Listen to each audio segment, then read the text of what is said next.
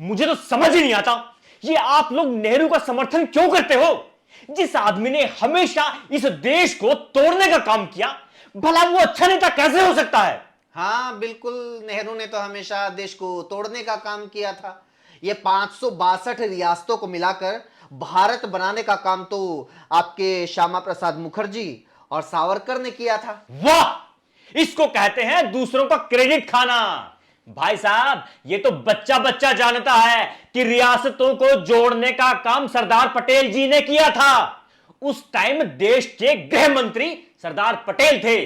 अच्छा, तो फिर पाकिस्तान के ऊपर सर्जिकल स्ट्राइक करने का काम भी मनोहर पारिकर ने किया था।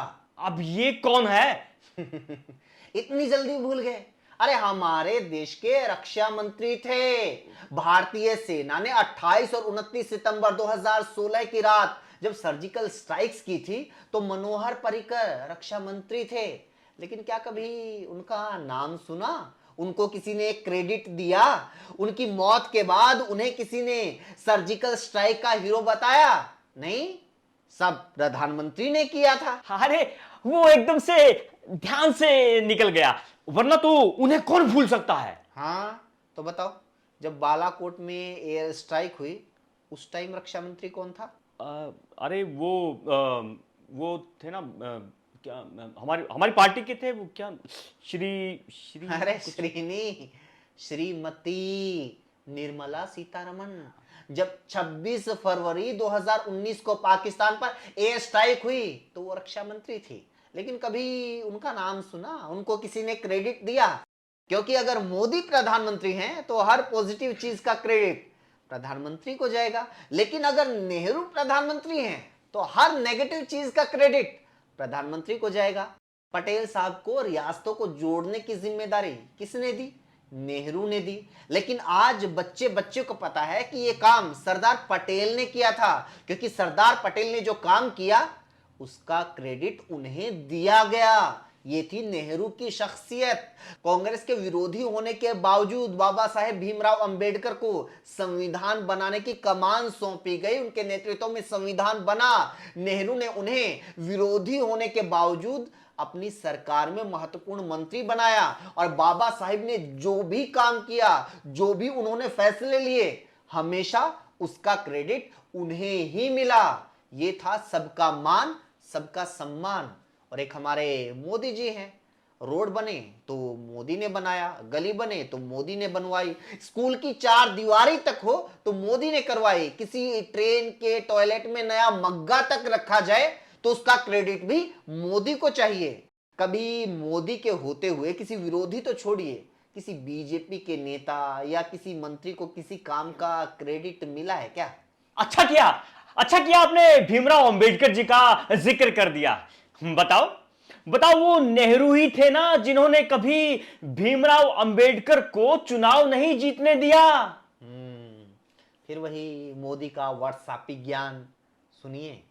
अंबेडकर जी कांग्रेसी नहीं थे, वो कांग्रेस के खिलाफ चुनाव लड़ते थे, जैसे राहुल गांधी बीजेपी के खिलाफ चुनाव लड़ते हैं। क्या बीजेपी किसी विरोधी नेता को जितवाने के लिए चुनाव लड़ती है? नहीं ना। लेकिन विरोधी होने के बावजूद, चुनाव में हारने के बावजूद, नेहरू ने बाबा साहेब को अपनी सरकार में मंत्री बनाया। नेहरू ने तो मुस्लिम लीग की सरकार में मंत्री बनने वाले आपके श्यामा प्रसाद मुखर्जी को भी मंत्री बनाया था। विरोधियों को अपनी कैबिनेट में बिठाने का जिगरा पंडित नेहरू जैसे नेता में ही था, वरना तो आजकल के फर्जी 56 इंची नेता विपक्ष के नेता को भी संसद में नहीं बैठने देना चाहते। लेकिन नेहरू का वो जिगरा चीन के साथ युद्ध के टाइम कहां चला गया था?